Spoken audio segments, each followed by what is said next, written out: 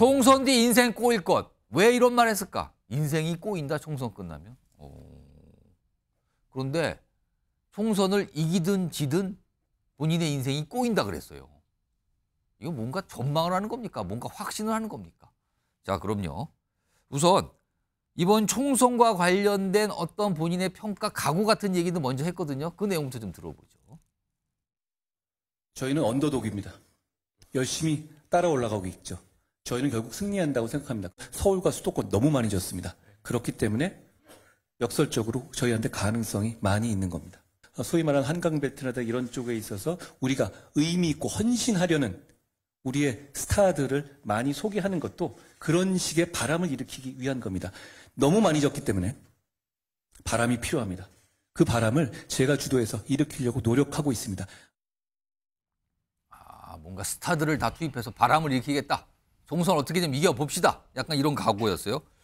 그런데요, 이거는 뭐 당을 이끄는 지도부로서는 통상적으로 할 수 있는 말입니다. 그런데 다음에 준비된 목소리에서는요, 본인의 어떤 향후의 거취에 대해서 얘기를 합니다. 들어보시죠.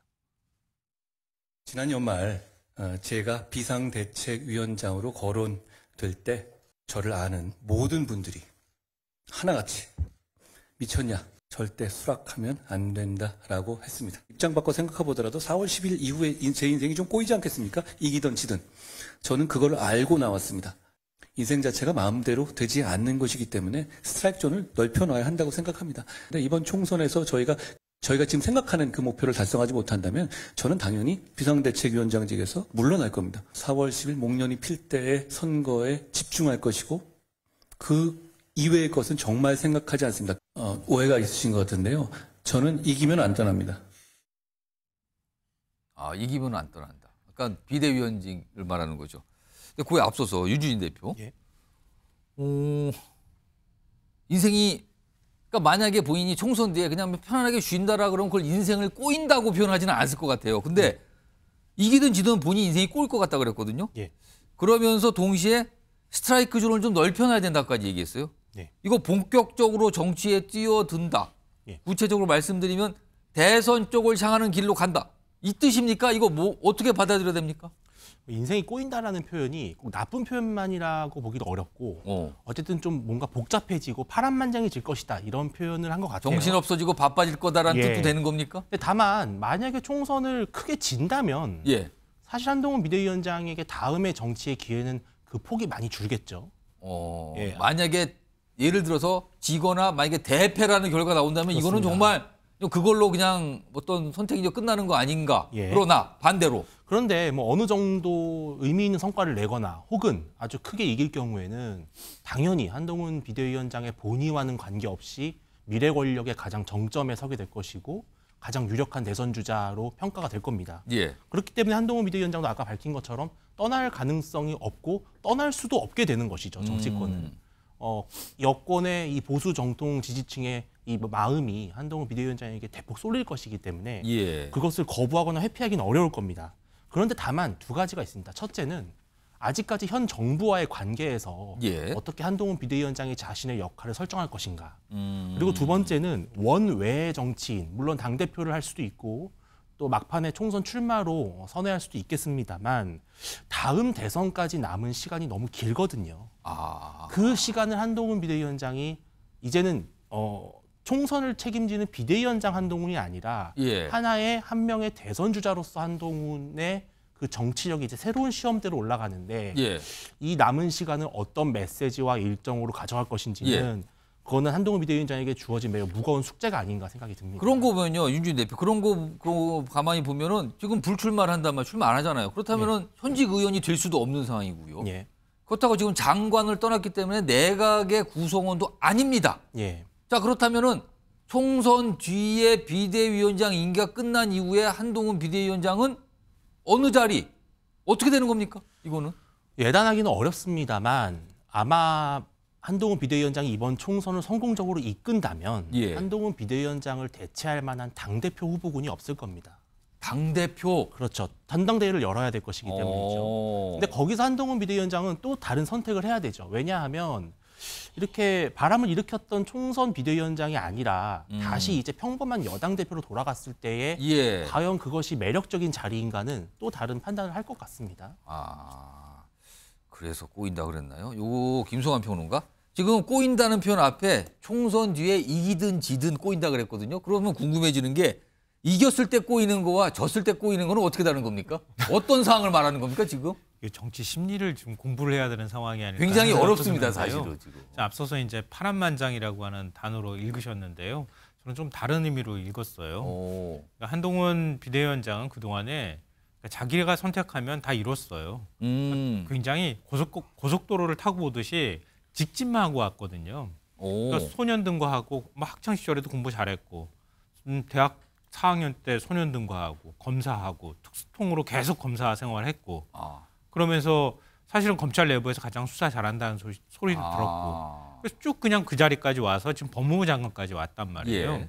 일정하게 자기 인생에서 뭐 힘들거나 아니면 인생에서 다른 선택을 해본 적이 별로 없어요. 굉장히 좋은 집안에서 또 자라기도 했잖아요. 예. 그런데 자기 인생에서 가장 큰 결정을 지금 한 거잖아요. 어떻게 탄탄대로 어떻게 보면은 딱 앞길이 보이는 길을 왔는데 지금은 굉장히 안개 속 길을 가고 있다 이 뜻입니까? 예. 그러니까 거기서부터 사실은 어쩌면 꼬였다.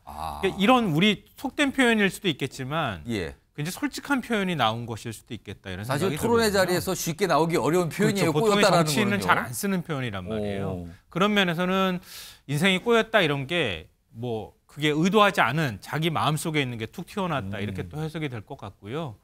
근데 한동훈 위원장의 생각대로 정치는 원래 흘러가는 게 아니잖아요. 누구나 다 예측 가능한 대로 정치가 흘러가면 그게 정치겠습니까? 예. 이번 총선에서 지면 비대위원장 그만둔다고 얘기했잖아요. 한동훈 위원장의 미래는 저는 예측 불가능이라고 봐요. 그러니까 국민의힘에서 계속 한동훈 위원장을 대선 주자까지 계속 와 계셔 주십시오. 우리가 같이 갑시다. 이런 얘기를 할 수 있을까요? 총선 뒤에. 네, 패배했을 경우에는 아마 그러기가 저는 쉽지는 않을 거라고 봐요. 그리고 지금의 한동훈 위원장에 대한 보수층의 어떤 지지, 예. 또 어떤 기대 이런 게 그때까지도 계속 유지가 될지 이건 예. 정말 선거가 어떤 결과가 나올지에 따라서 아마 달라질 수 있을 거다 이렇게 생각하고요. 아마 한 위원장은 제가 생각할 때 일정하게 선방만 해도 이건 성공한 효과를 누릴 수 있을 거다라는 기대는 일정 부분 할 것 같아요. 예를 들어서 민주당하고 의석수가 크게 벌어지지 않는 선에서 일당을 예. 내주는 한이 있더라도 이 정도까지 했다고 하면 그거는 자기의 공이다. 이렇게 얘기할 소지도 있고 보수층에서도 계속 한동훈 위원장을 같이 갑시다. 이렇게 얘기할 가능성이 있지만 만약에 민주당하고 의석차가 확 벌어지는 결과까지 갔다. 그러면 저는 뭐 더 이상 정치 생활하기 쉽지 않다고 보고요. 만약에 국민의힘이 승리한다.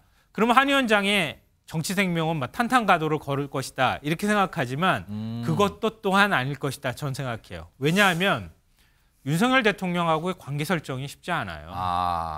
윤 대통령이 한동훈 위원장을 계속 어찌 보면 자기의 자리로 올라올 대선 주자로 계속 키웠을 때 한 위원장은 끊임없이 새로운 어떤 이슈나 이런 것들을 직면하게 될 거예요. 그때마다 윤 대통령하고 좀 부딪힐 거라고 봐요.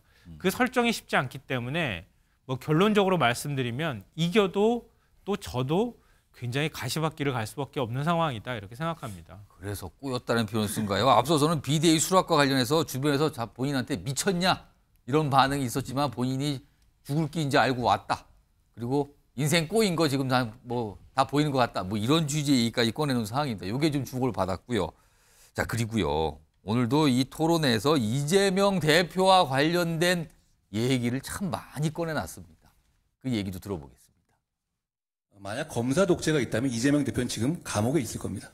저는 민주당에게 안타까운 점, 이재명 대표님께 안타까운 점은 너무 거짓말을 많이 한다는 겁니다. 공적으로, 공식적으로. 그것에 대해서 부끄러워하지 않는다는 것이 저는 충격적입니다.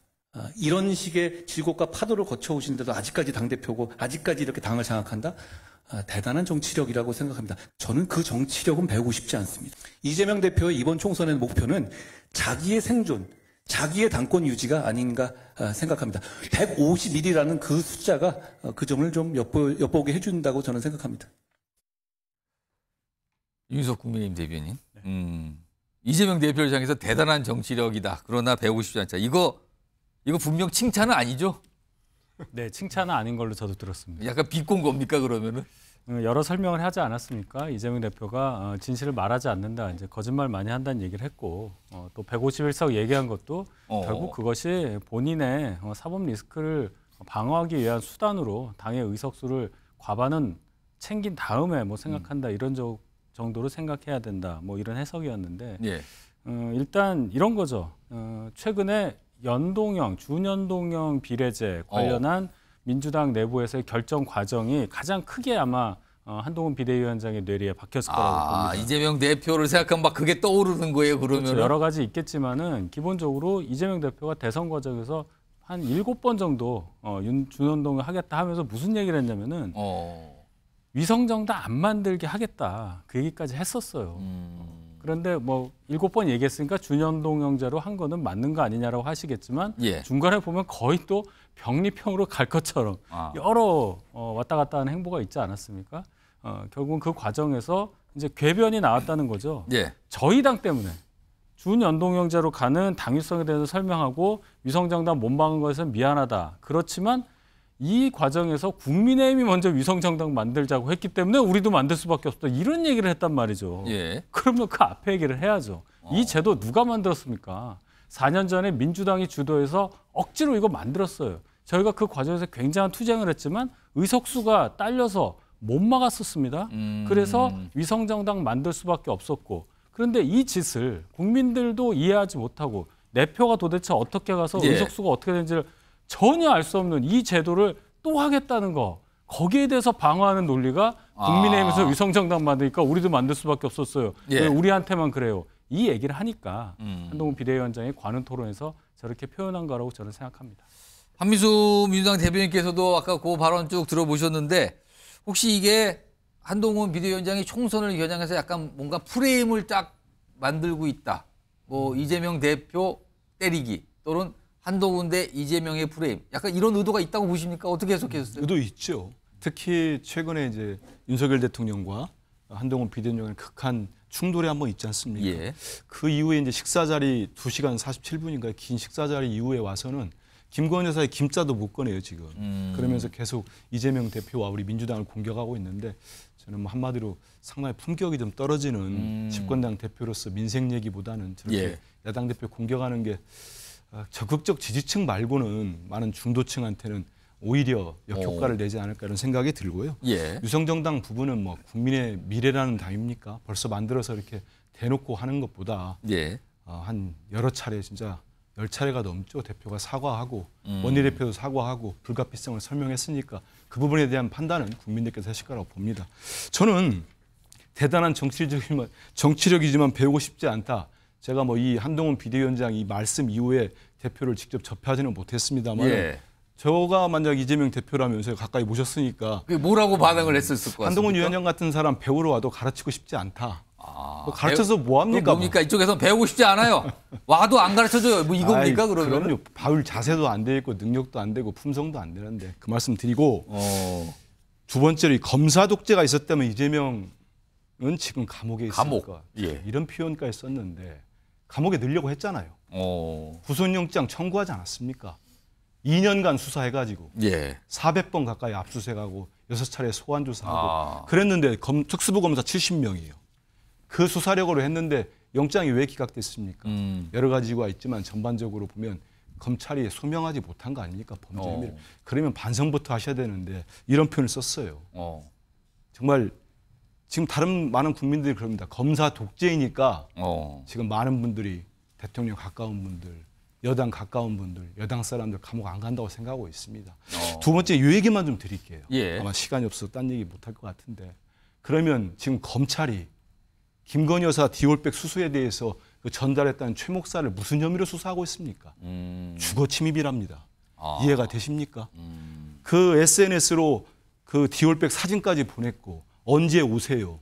이걸 다 했는데 집주인이 오란 시간과 날짜까지 맞췄는데 그게 주거 침입이 됩니까? 그걸 검찰이 수사를 합니다. 이거 많은 국민들 볼 때 검찰 독재라고 보지 않겠습니까? 제가 이 말씀만 돌려드리고 싶습니다.